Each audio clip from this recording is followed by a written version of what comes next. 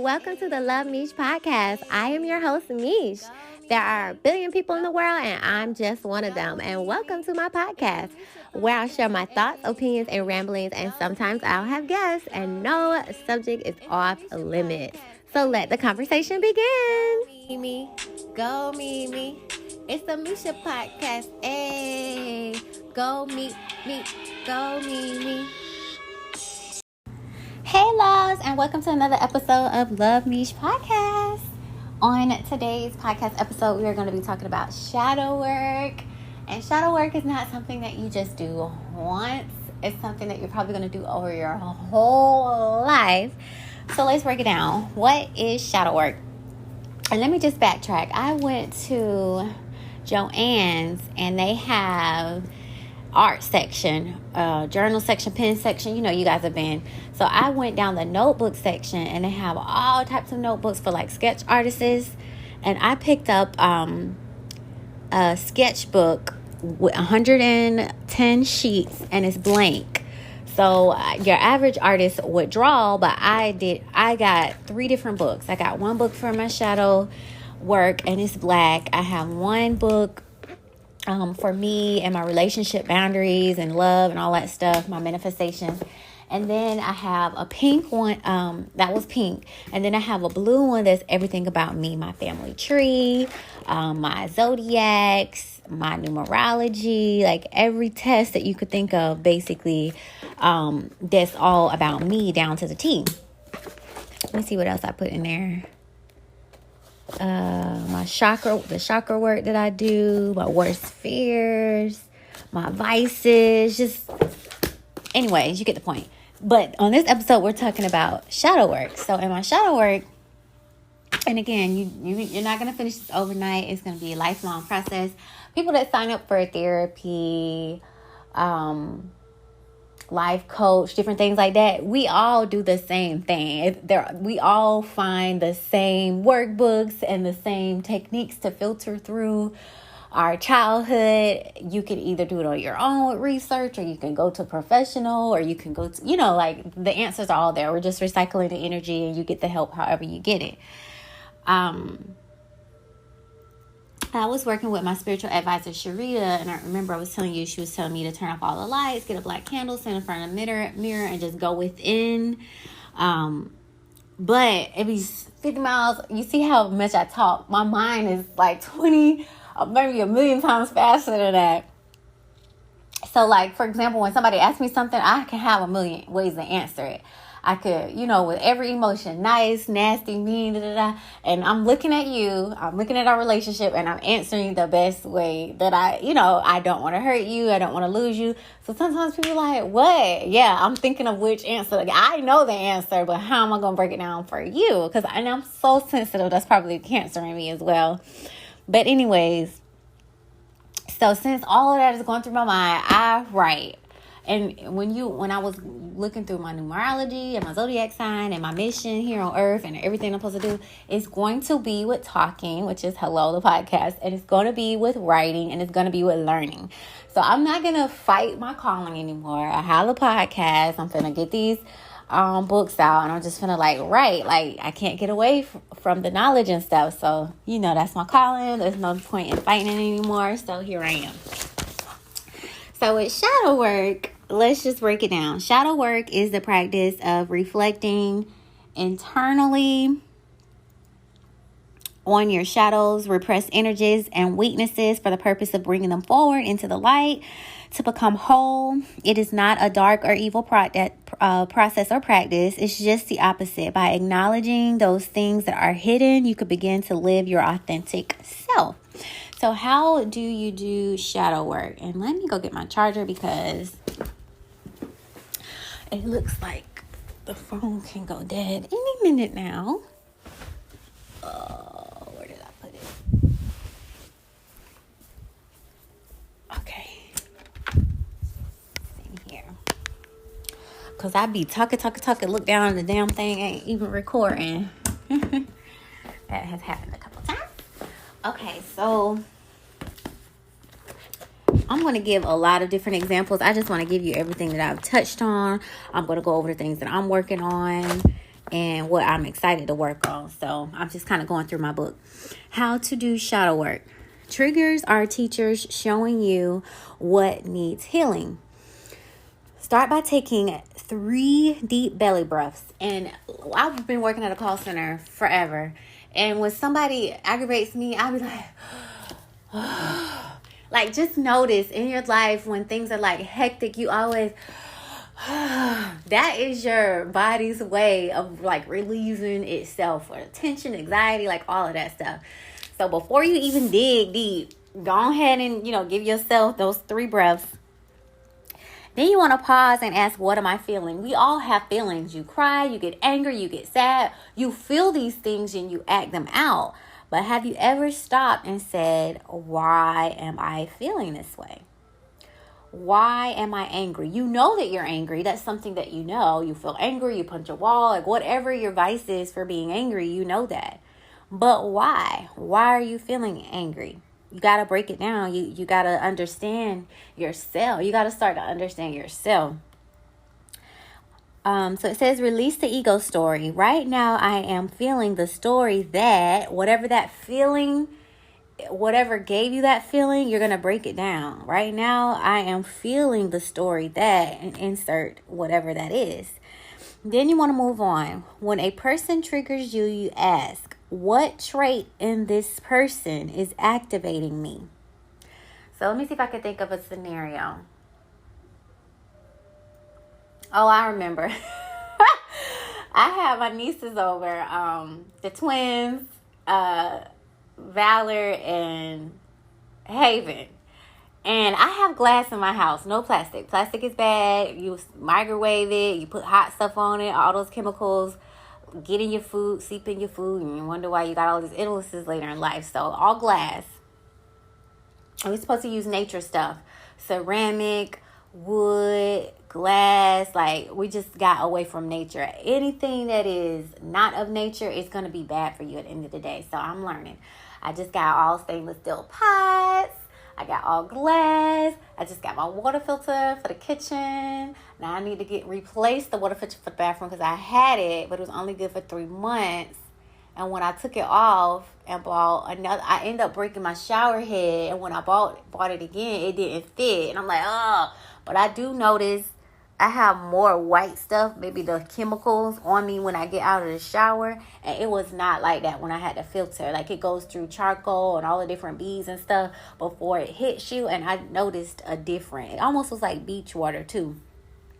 But anyways, he had a glass, it was either a glass cup or a glass bowl, maybe a bowl. And when they were done eating, we all were in the kitchen, and I don't know, maybe I was on a stove or something, but when I heard, bah! And when I turned around, I'm like, the hell? Like, glass was everywhere, and I was so mad. But he's only like 2, but I just didn't understand that wasn't his first time having glass, and he didn't break it. And I'm just like, I'm wondering, like, did he just have it in his hands and intentionally drop it? Because if he was putting it in a sink, it would have broke in a sink, right? So I don't know. It just like instantly infuriated me. I got the broom and the brush. I started getting all the glass up. So instantly I knew I was mad. So right now I am feeling the story that I was upset at myself for giving him a glass bowl and he dropped it, and now I have to clean it up. But I'm thankful that he didn't get hurt. That's really what that was. And then, what trait is this person activating in me? I'm clumsy as well. I break stuff. And I saw someone else do that same thing, and it was like a trigger. Like I used to break mirrors. I used to break everything growing up. I think they called me like clumsy. Like I would just always break stuff. And I remember I broke a mirror too. And you know how they say you have 7 years of bad luck. So for the longest, I was like, man, I have 7 years of bad luck. All of this, and it must be true because I keep breaking stuff, keep dropping stuff, like keep spilling stuff. I remember my mom had they love furniture. We've had so much furniture I can remember growing up, and they've always had this account with bad cards. So always nice furniture, nice things. And it's good because they end up passing them down. Like I have their sofa set now. I have her granite TV stand in the living room. So it's been great because, they get stuff and they pass them down. You get to keep them in the family like an heirloom. So she had like this, I don't know what you call it. It's like maybe you could put different things in. It goes in like the middle of your living room. So you have your sofa, your recliner, everything. Then you have this piece of wood in the middle that you could put pillows in. You could put remotes, like whatever. I don't know what it's called. I really don't know what you would call it. Kind of like I know an ottoman is like what you would put your feet on, but it's made of wood. It's a big square. So I don't know if you would call that an ottoman, but I was getting a polish on my nails and I ended up spilling the fingernail remover and it messed up the wood. And my mom was so mad. And I'm just like, get another one. Like I always felt like, okay, you know it was an accident. I didn't mean it intentionally. Let's clean it up. You could always get a new one. It's wood. We probably could have went to Home Depot and bought some damn, refining. They probably had just sealed it with whatever. I just felt like was just so dramatic. I don't know. My motto growing up was always just get another one. Like even like a car accident, be thankful you didn't die. Go get another car. Go get a rental. Go turn that in and get a check for the car. Say it's total. Like I don't know, if it's not like life or death, let that shit go. Like it's not that serious. I always feel like it's more serious things in the world. So what? I had an accident. I spilled the thing. You know it was an accident. You know I didn't intentionally do it. Why are you tripping so hard? So I don't know. But definitely I be in my feelings when things happen. So I have to let other people be in their feelings too and not try to shut them down, because when I be in my feelings, I don't be shutting mine down. So I have to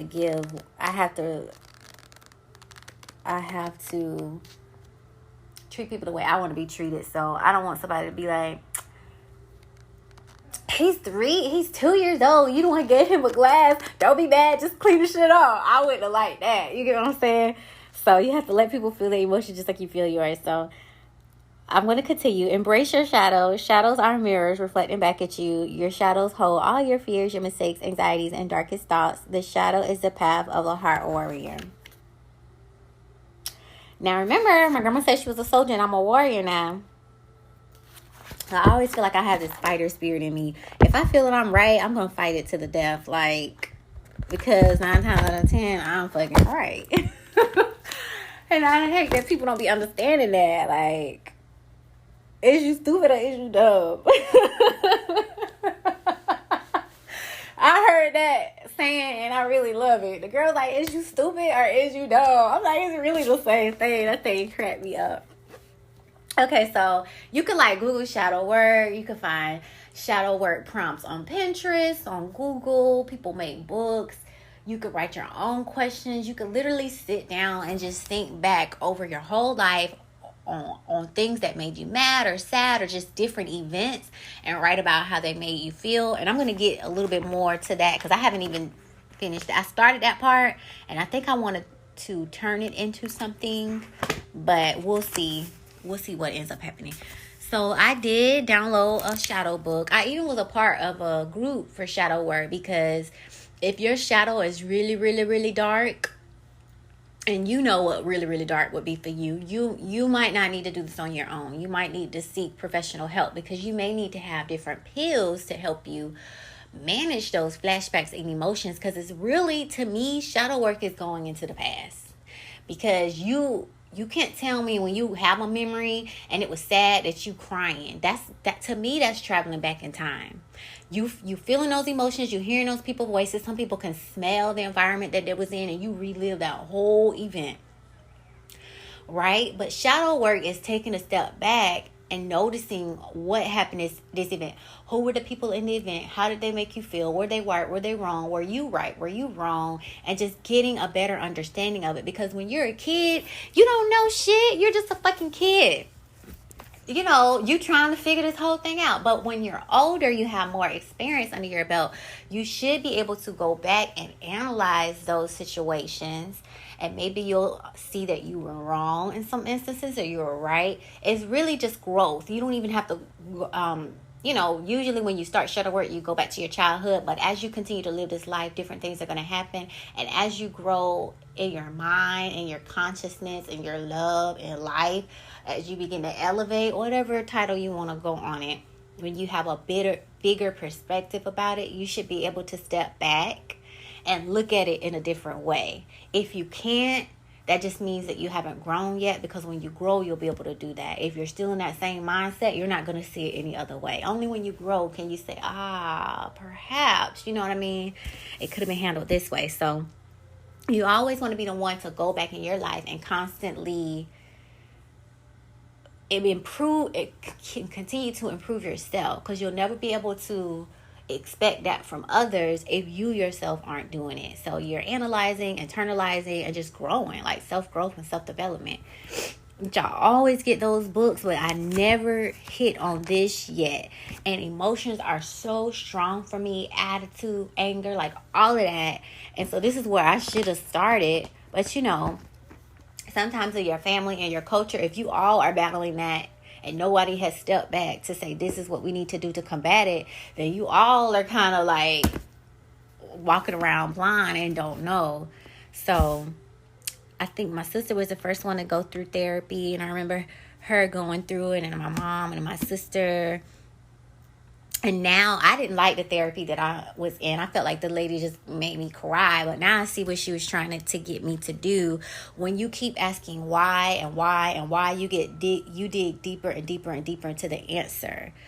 Usually when you start a business, they'll say, why do you want to start a business? Whatever answer you give, okay, why is that the answer you give? Whatever the answer you give why. And you keep going until you get to the root. Because people usually aren't just straight up. Or they really don't even realize what the root of it is, because we build so much around it. And it's like looking at a tree and going down to the roots and realizing that a little tiny seed made that tree. Which is important, because you can't know where you're going if you don't know where you came from. So I downloaded a book for shadow work, and it was amazing. Lady came up with 25 questions, and I went through them, and I kid you not, y'all, I was like crying, and just like, you know, with my mind that I have now, just able to look at the situations different, and like, oh my God, you know, it was amazing. It was kind of refreshing and amazing, and to be able to look at things in a different light and to see your growth is beautiful too, because it's like, you know, you're kind of hugging yourself like, oh, I know why you were so sad when that happened. I can completely understand with that situation, how it made you feel. Da, da, da, da. So you're giving yourself that hug, but you're also stepping back and saying, well, this probably could have been done this way, or you probably could have did that, or you probably could have did, you know, and it's refreshing. It's refreshing. It's like, I've grown, you know. It's kind of like an artist looking back at their first sketches. It's so funny because I wrote in a sketchbook and I'm using that as an example. It's like an artist looking back at their first sketches and seeing how far they've come. Like from drawing little stick people to having murals and probably being this famous artist and selling their art. Like, oh my gosh, to see the beginning and to see where you are now and to see that you still have a future ahead of you. So yeah, let me start with the questions. How judged do you tend to feel on a daily basis? Explore how much of that perceived judgment is real and how much is imagined. The second question, take a look at the best and most enjoyable aspect of your life right now. What is your underlying fear in that area and why? Number 3, write about the last time you tried to manipulate a situation to your advantage and examine how you feel about that in hindsight. Describe a scenario in which you feel that competition could be healthy and productive. Then describe a scenario in which competition could be toxic and unproductive. Finally, write about your emotional response to this exercise.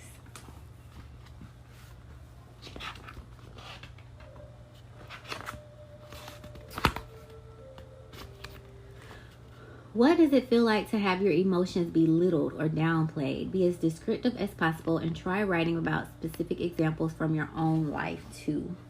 Pinpoint something that's really frustrating, upsetting you at the moment. Then try writing an uplifting, beautiful poem about it.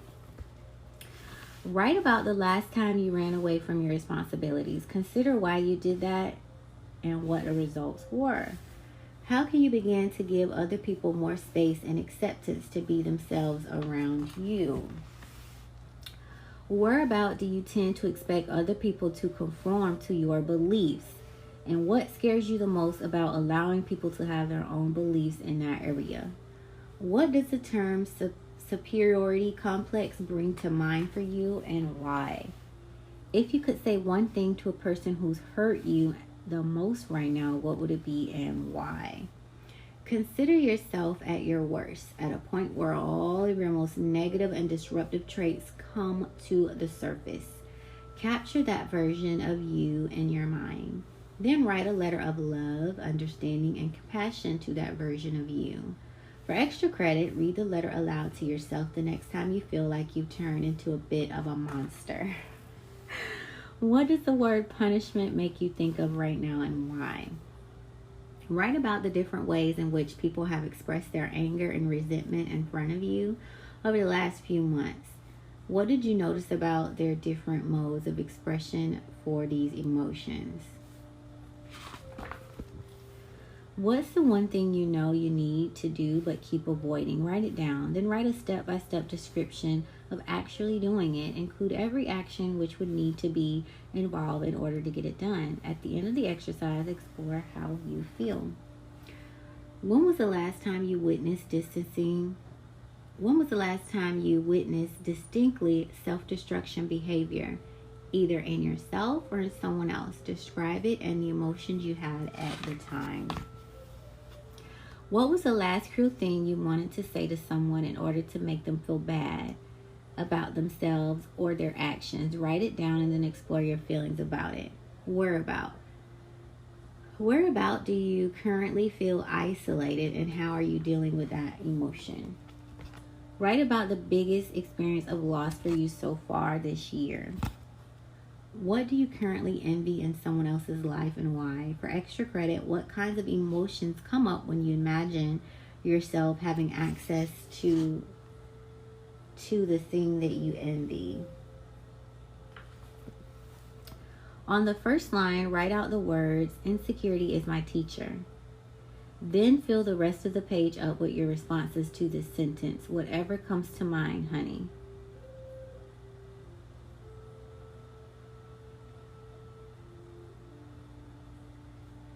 What does it feel like to be completely discouraged by someone's word? Be descriptive and consider writing about personal experiences of this in your own life. Why is it sometimes difficult to tell the difference between someone saying something intentionally mean and someone saying something accidentally thoughtless? What does the term constructive criticism make you think of, and why? Last one. Which emotion do you tend to deal with in unhelpful, destructive ways? Write about the way you usually deal with this troublesome emotion. Then write about what your life might be like if you dealt with it differently. So I actually did all of those. She gave like a whole page. She wrote this sentence at the top, and it was a whole page. And y'all know how I talk, so I was writing up that whole page. And then I wrote about growing up. Some feelings that I had growing up. I wrote a letter to my parents. I wrote a letter of forgiveness for others and for myself.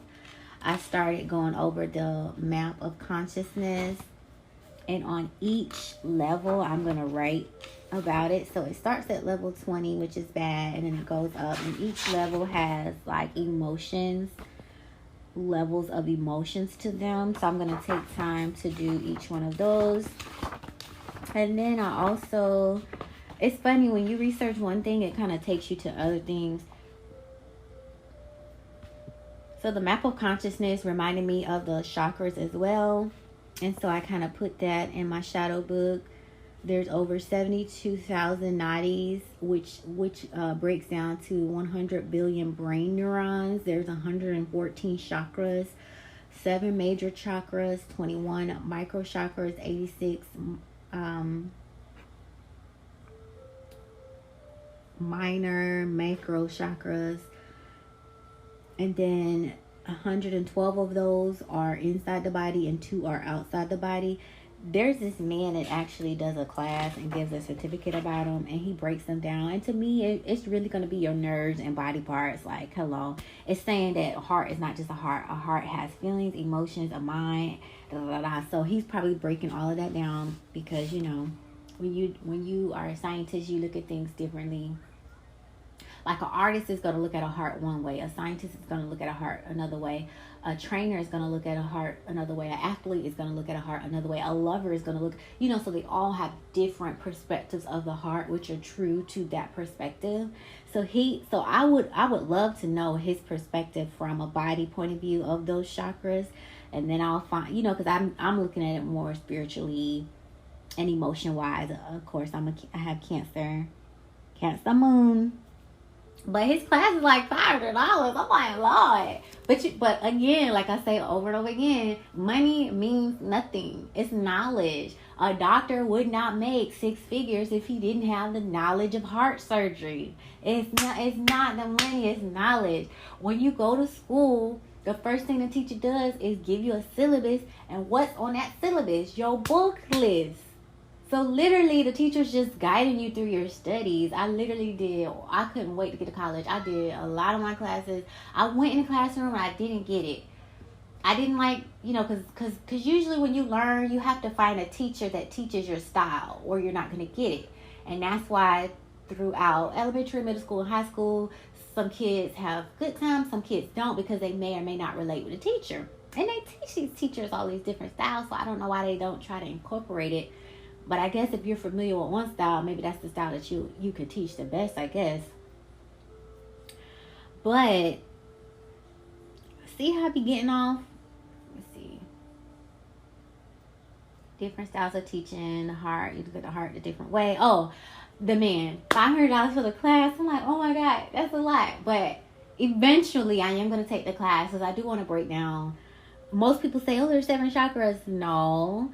There's 114, and then he goes over to 72,000 nadis as well. So I can't wait to do that class, and I can't knock him for his price because it's his knowledge that he's giving you, and once he gives it to you, you can take it and go make a whole book and make millions. Who knows?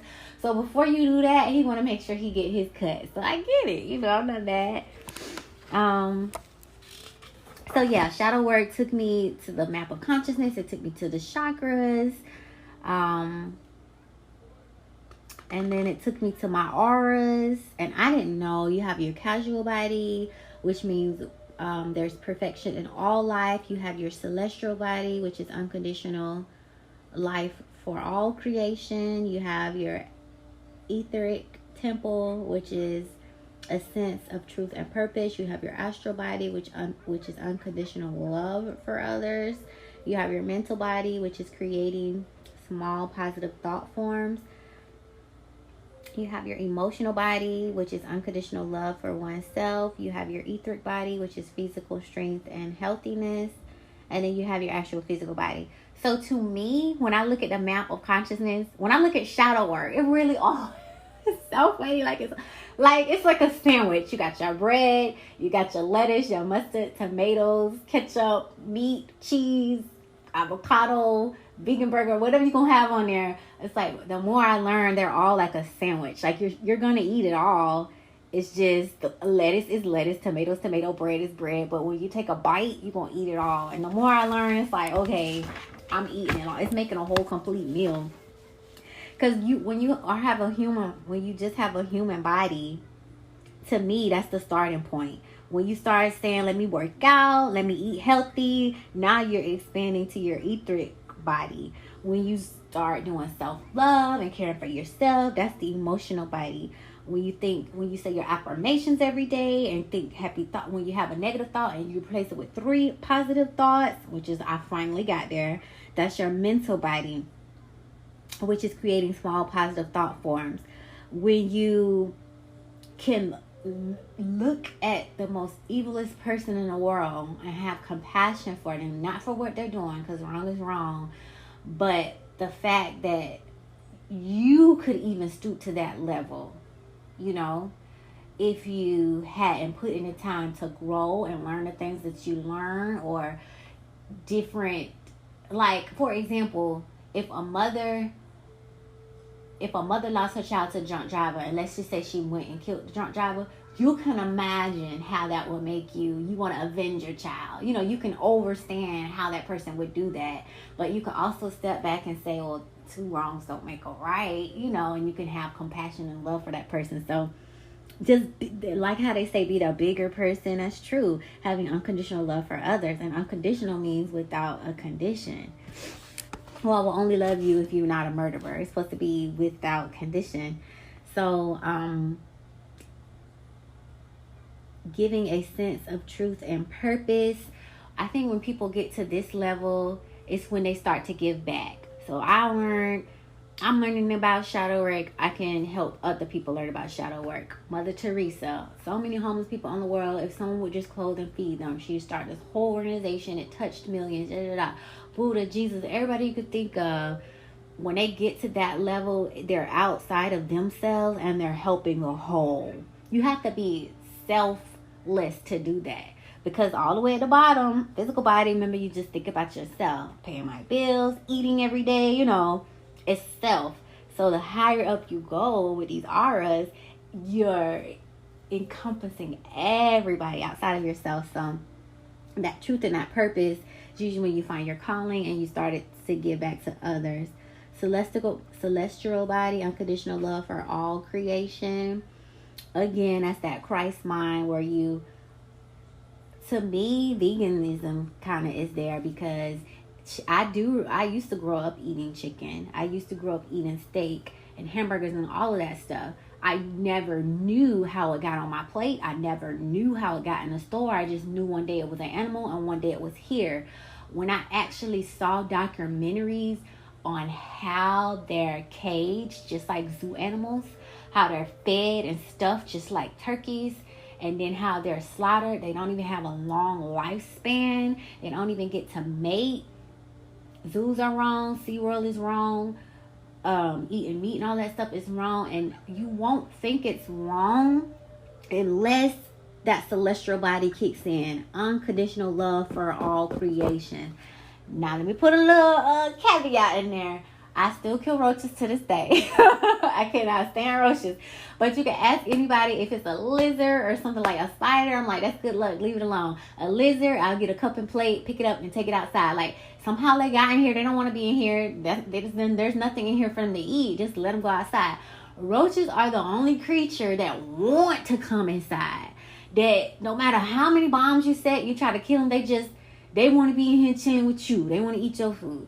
Everything else somehow got in here and the bitch is trying to get out. So I have sympathy for everything except for roaches. And then ants too, for some reason. I had a phobia with ants. And then in my last apartment, out my patio, the ants would just climb all the way from downstairs. The person downstairs had a big ass ant bed. From downstairs up to my house, right in the fucking kitchen. So they're brilliant. They're smart. But I don't want you to come get my food. You know what I mean? So celestial body is thinking about everything, including the animals. And then the casual body is perfection in all life. I think once you reach this level, you get to go home. Like in the Bible, it said, eat not, walk with God. I think once you get all of these levels, it's like, okay, you're ready for the next existence. Or some people say that's God won't call you home until you've done everything. So sometimes I feel like good people go home before their time, maybe because they've learned all their lessons and they're just such a pure heart and they've done a lot of good here and they could be taken to another form of existence and do even more there. So I think that's when you reach like your Godhead. Maybe that's when you get like a book like Jesus and Matthew, Martin, Luther and Mother Mary and Teresa and all of these great people. They are remembered for their great work. So I think that's when you reach that particular level. Then my shadow work took me to emotions. I remember the movie, what was it called? Inside Out, with angry, happy, sad, bruh. When I tell you, me and anger is like, we like BFFs.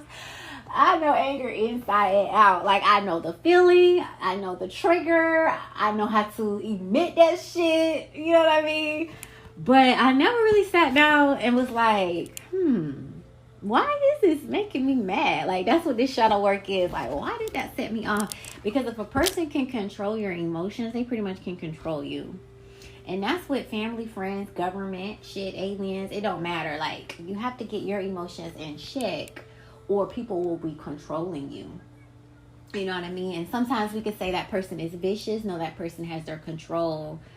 You know what I mean? Like, if they kidnap your family, be like, do this, or they're gone. And some people be like, you know, if I do that, you know, you always gonna have me doing stuff. They gone already because you captured them. So they might be like, you know, they'll be in a better place.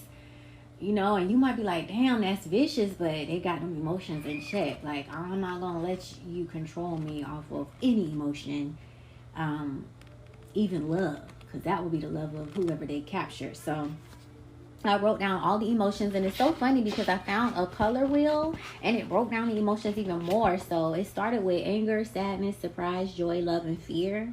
However, those break down even more. Like, anger breaks down into rage, irritable, envy, disgust, exasperated. And you can find these on like Pinterest, Google, or whatever. Just write down emotion and feeling wheel, and it'll bring up a little wheel with the emotions: anger, sadness, surprise, joy, love, and fear. And on that wheel, it gives you more words and more words and more words, because in all actuality, everything doesn't make you angry. Let's break that down. Did that really make you annoyed? Did it make you aggravated? Did it make you jealous? You really have to break it down to know what that is. And this can also help you build up your boundaries with people, or your boundaries to protect yourself. So, I mean, just again, this has just been like a sandwich for me, and I'm just so happy that I'm in a place of solitude that I can really break this down, because I've always been on go. Whatever anybody ever need me to do, it could be 2 a.m, I'm going to do it. And this I don't know however many months I've been in the house, it's been all 100% about me. Like, no, I'm not doing this, I'm not doing that, I'm not going there, no, it's just been me. If I want to read a book all day, I'm reading a book all day. If I want to learn about aliens, I'm learning about aliens. So I'm really in a selfish mode, and I don't know if I thought being selfish was bad, but it's the most amazing period in my life. Like, I'm about to turn 34, and 33 has been the most amazing year of my life. I've been low and high, and it really has transformed like a phoenix. Like, I always go through my changes, and I'm going to remember 33, I went through another change as well. So with this solitude, I'm able to learn more about me, and I'll be able to set more boundaries and start to be more true and authentic to myself, and not putting everybody else before me. Because I always do. I always have. Like, that's just how I've been. So I'm going to go to the next emotion. Sadness is suffering, sadness, disappointed, shameful, neglected, despair. And that breaks down again. And you could be depressed. Boy, have I experienced that. Sorrow, dismay, regretful, guilty, lonely, grief. It just lets you know that you're not just sad. Are you suffering for something? Did something hurt you or make you angry? I guess when we were talking about degrees on the previous podcast, 9/11, when we were talking about degrees of yin and yang, of good and bad, of light and dark, there's degrees of emotion as well. So yes, you're sad, but are you on the deep end of sad that causes you to be angry, or are you on the light end of sad, which could be just regretful? You know what I mean? So there's different levels of that sadness that you could tap into as well, just to kind of learn more.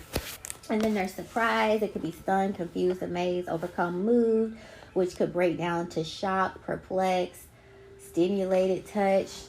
And we have joy, enthralled, elation, enthusiastic, optimistic, proud, cheerful, happy, content, which could break down to rapture, jubilant, zeal, excited, amused, pleased. And you have love, peaceful. This is where I'm at, y'all. Peaceful, tenderness, desire, longing, affectionate, which could break down to relieved, compassionate, passion, attached, fondness, romantic.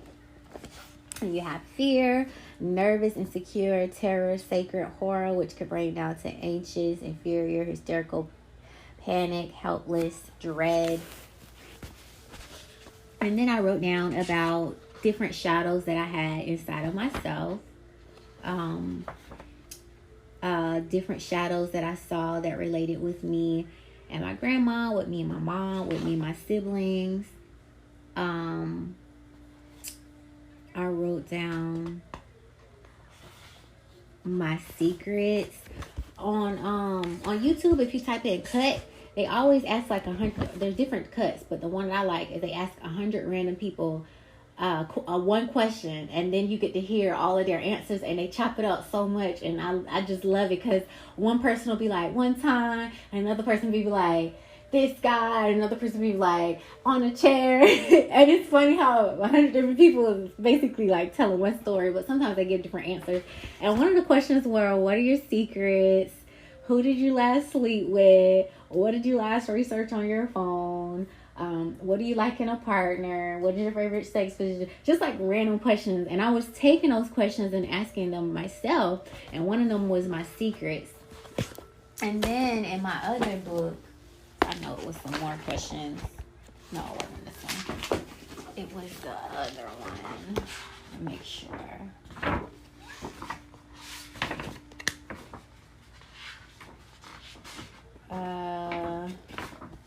Oh, I remember I was skipping some pages. What would be my relationship advice? Let's see. Can I get any more? My turn-ons, my celebrity crushes, red flags, relationship questions. Just like a whole bunch of like, as I was looking at those videos, I was getting questions for me. And I was like, okay, let me write. Like, that's good. Like, what are your secrets? Let's write those down so I could dig into those shadows as well. So that's all that I have in my book right now. It's 114 pages, 110. And I'll probably finish like the first 20. So I got a ways to go. And then I had some more. Every time you are triggered, that is a sign that you must go deep and heal yourself with love. Unless you learn to face your own shadows, you will continue to see them in others, because the world outside of you is only a reflection of the world inside of you. And I remember I was telling Sharita, like, the world is so bad, all this evil, and she was like, you can't save the world until you save yourself. So that's what she's telling me, like, sit down, heal all the wounds inside of you, and that's going to help the world. And I didn't get it again until I read this book, The Map of Consciousness. If you are radiating at whatever level of love and stuff, that's helping so many other people. You don't even know it, because it's the energy that you're emitting into the world. Like, everybody has a frequency. The trees outside, they're emitting a frequency. Animals and plants, gardens, they're emitting frequencies. And frequencies have different healing effects and different mental effects on people in their environment. So sometimes when you stay in those rich areas and they got all the nature and the park and different stuff, they know that they're doing more for you. And they're going to charge you for that. But they don't teach us this on the low level. So if you staying in a bad area, it's trash everywhere, it's crime and stuff, you see how that energy is different? Because the energy is not giving, the things that are there aren't giving off a lot of energy. Y'all, this sandwich is deep. It goes down to the pictures that you have in your house, the colors that you have in your house, the clothes, the color clothes that you wear is either raising or lowering your vibration. The water that you drink, tap water has a lower vibration. Distilled water is the best. I even, disclaimer alert, I even was given urine therapy from the universe as a download. And I'm like, God, you want me to drink my piss? Like, I am not there yet, but it keep coming. Like, bruh, the guy that I was listening to, he was like, everything in the stores, everything, even the food that we get, even fruits and vegetables, my God, they poison the air molecules fall in the soil, the plants are absorbing the nutrients from the soil, and then you're putting this contaminated ass water on the plant, so the plant is full of negative already, but it's still better than meat, okay? But he was like, so all of this negative that you're putting in, I didn't know the way he brought it down. And I'm going to research it more. And when I do it, I'm going to give y'all the podcast. But he was saying when you drink water or whatever, it goes through your heart, it goes through your kidneys, it goes through like all your intestines, blah, blah, blah, and finally it comes out as pee. So it literally was filtered. And it has everything that you need or that you're missing in your body. So you are supposed to drink it. They don't tell us that. They don't made a whole toilet so we could flush it. Now, if anybody ever say eat poop, I'm going to draw the line there. I don't know. If it don't smell good, it can't be good.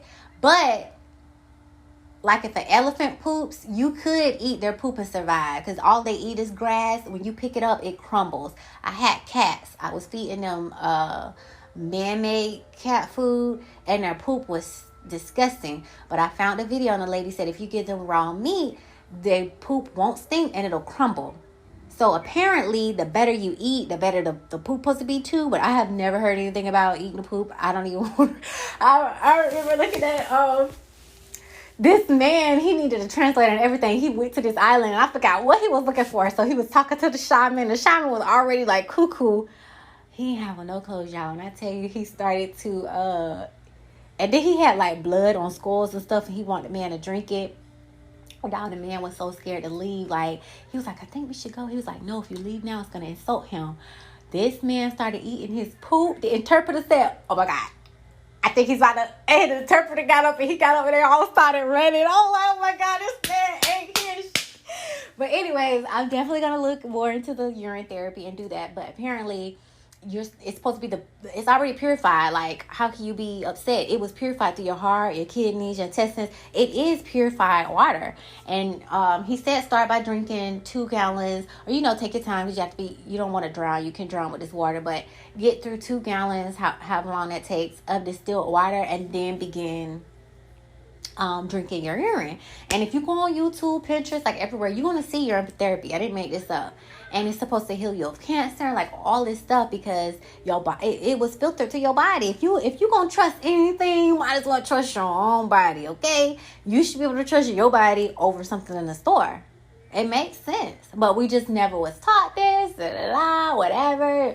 It's gross, this, that, and other. You may not want to do it, but I'm going to research it more, and I am going to give that a try. And then there's this one guy, he's a breatharian. I don't think I'll ever get to that point. I really do love eating. And he says he only drinks coconut water and urine. And he's been with his girlfriend for 2 years. And we asked her, have you ever seen him eat? And she's like, no. She's like, it's kind of good because I don't have to worry about what he wants. I just cook and eat for me. And I'm glad I saw that, because that means 2 different people with 2 completely different lifestyles can make it work. He's not forcing her to not eat, and she's not forcing him to eat. They just kind of make it work. And I like that. So I was getting a little nervous, like, oh my God, am I going to be able to find somebody that's going to be okay with my lifestyle? But if you want it to work, it definitely can work. So shadow work. Find you some good prompts, or just sit down and write down some questions about things that you remember, and just ask yourself, how did they make you feel? Why did you feel that way? How do you feel about it now that hindsight is 2020, and it's never going to end? And now that I think about it, I never was one to journal, but this is basically journaling. Like, people who have been journaling for years can go pick up an old journal book, and they can reflect. They can see on that day what happened, how they felt, and they can analyze that. But since I've never done that, I'm doing it now. And my sister was telling me that. She was like, I could go get my own journals and go back and remember that day. I'm like, dang. I think I like talking more. Like, I can just push record and record. Like, when I wake up and I remember my dreams, I started telling myself what it was through voice. So I do like talking more than writing. But sometimes when I feel like I can't say it right, I can write it better. So it's kind of a mixture between both of them. But let's see. Embrace your shadow. My shadow self is a part of me that recognizes negative behavior and the tendency to indulge in it. My shadow self is not the negative behavior. Your shadow holds all of your fears, mistakes, anxieties, and darkest moment. It wants everything that you were never allowed or afraid to have, even forgiveness. What is shadow work? Shadow work is a process of exploring your inner darkness or shadow self. Shadow work uncovers every part of you that has been disowned, repressed, and rejected. It is one of the most authentic paths to enlightenment. And that's how I feel like I'm on the right path, because I've been knocking on a lot of these doors and I'm like, okay, universe, I see you. Okay, so I have one more. So you guys can go to lornawolf.com/shadow-work-demons. I will always recommend Lorna Wolf. I'm so glad that the two of them have come together and made this conscious website. Anything you could ever think of is on there. Let's see. Here's something from Monique Harvey. It's always important to do shadow work. Shadow work is understanding your darker self. Now, it's not necessarily bad traits, but you can learn how to embrace them instead of suppress them. The 7 chakras. Oh my gosh. When thinking about the chakras, if you're unbalanced, it's stuff about yourself that you don't necessarily like, but can change once you open up your chakras. Each chakra focuses on a different part of your body. Crystals. Each crystal has its own meaning and its own reasoning behind it. You can program crystals with your own intentions. Reading. When deciding who is going to do your reading, it's important to listen to your intuition. Meditation.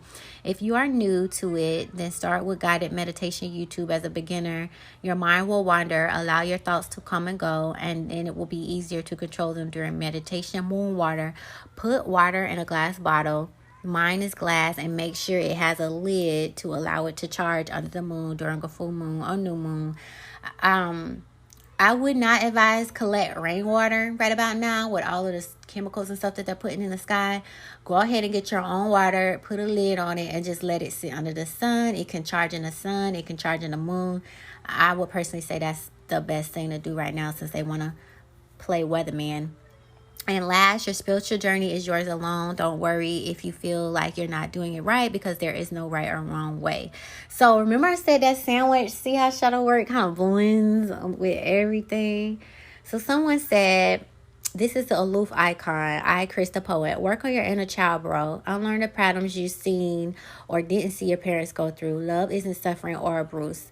Sticking around doesn't turn into love either. So give yourself the things you wanted as a child and watch how you feel and change. Do the work. Let's see. Your shadow self is a part of you that carries all of your traumas and negative emotions. It's the part of you that you try to keep hidden from the world and hidden from yourself. Little do you realize connecting to and embracing your shadow self is a very crucial step in the healing process. You have to be able to admit that you potentially have negative patterns and behaviors before you can heal them. Once you can admit this, your awareness of your own behavior will become so much more apparent, and you will be able to objectively see where you are messing up. We all have negativity. It is much easier to point out the toxic trait in other people, but we also cannot forget to look inward at what we can fix as well.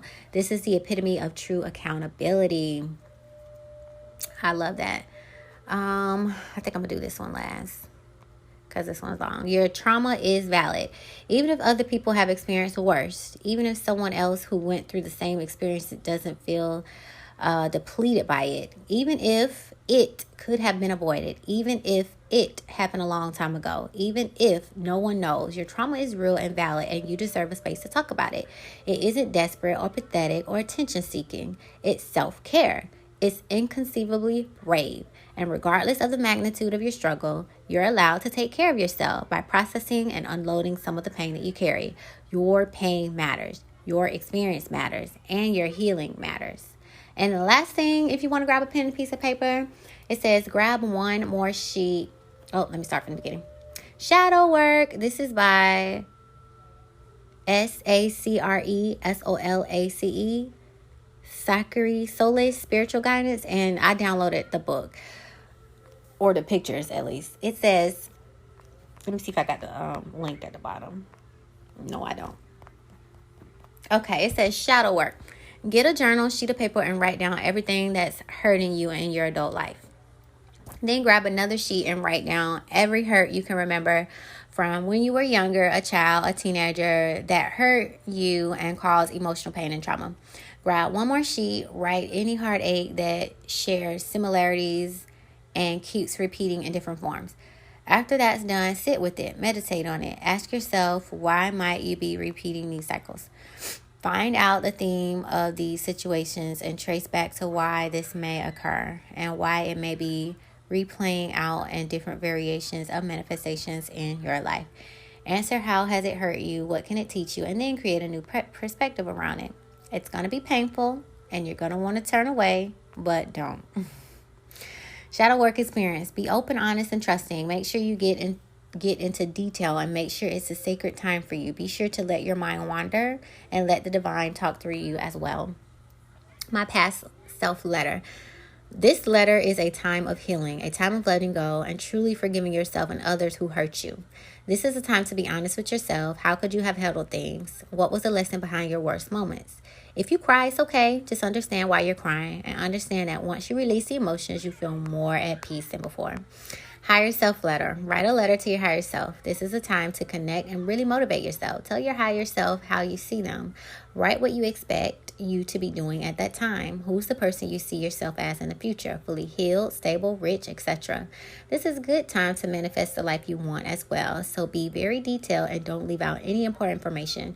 Don't forget to tell them thank you for everything they do for you now. Release and renew. This letter, be sure to write everything you want released, from negative traits to negative ass people. Be sure to write everything you want gone out of your life with love and peace. If you still feel hate, then you still haven't truly learned the lesson. Once you've peacefully removed things from your life, manifest the love you want in your life that you truly want. Go into complete detail. Don't leave shit out. Write this down with confidence and faith. So I haven't got to that part yet, but I'm so excited to get to that part. And I don't think shadow work will ever end. I'm so excited that I'm learning this stuff because growing up was just a different era. And it was just a different era. So now I'll be able to give down the things that I've learned. Like I'll give my baby a shadow book, with some prompts and stuff that they can get through. I'll look up kids shadow work. I'll look up teenager shadow work. I'm going to be that annoying ass parent like, Mom, Mom, leave me alone. Like, I'm at the store, you need something? Mom, I'm good. I already went grocery shopping. I'm going to be that mom. So I'm just excited that I'm able to fill up my cup and I'll be able to pour it one day because, everybody have different life experiences and they can only give what they have, So I just thank universe that I will have a lot to give. And, I'm just excited about that. So I hope you guys enjoyed this episode with the shadow work. I hope you start your shadow work journey. And I hope you learned something new today. If it resonates with you, that's amazing. If not, take what you could relate with and leave the rest like a buffet. It's fine. It's totally fine. The best teachers in the world will always point you back to yourself. So I'm going to, don't take my word for it. Do the research. Feel like this is something you want to do. I'm going to shoot it back to you. You are in control of your life. Use your free will. Like Dame Dash will always say, I'm just here to make you think. This is something to think about. Shadow work. Like, why don't they give us this stuff in school? I just be questioning a lot of stuff. But that's about it. Y'all. I hope you really enjoyed this episode. So if no one has told you today they love you, let me be that first to say it. I love you. I hope you have a better than great day. Take care. Be safe out there. And yeah, that's it. Bye, y'all.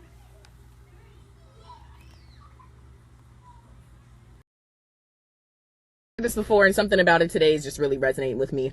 Take a moment to recognize that where you are right now in this current place and time is where you put in work, hours, blood, sweat, and tears to be 6 months ago. Like, the person that you are today is the person that you strived to be a year ago.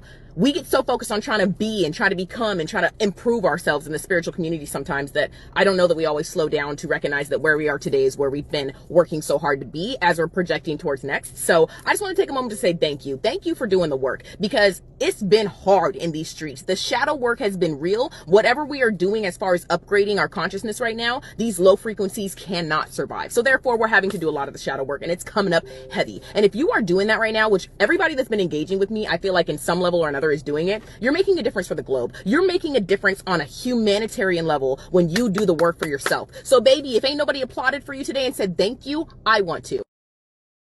Thanks a billion for listening. You can reach me on other social media platforms at www.linktr.ee/luv.meesh. I hope you have a better than great day. Love ya. Talk to you later. Mwah. Bye. Go Mimi. It's the Meesha Podcast. Hey. Go me. Go Mimi.